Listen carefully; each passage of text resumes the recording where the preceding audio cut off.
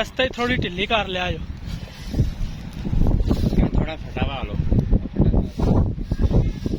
पा दे फटा पा दे आ जाना है पा दो पिछे बच्चा है जंगला पा दो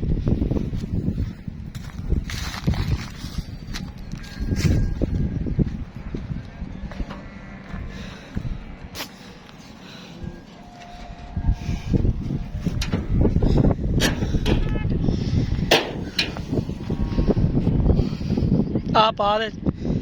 क्योंकि बच्चा छोटा है खुल भी सकता राज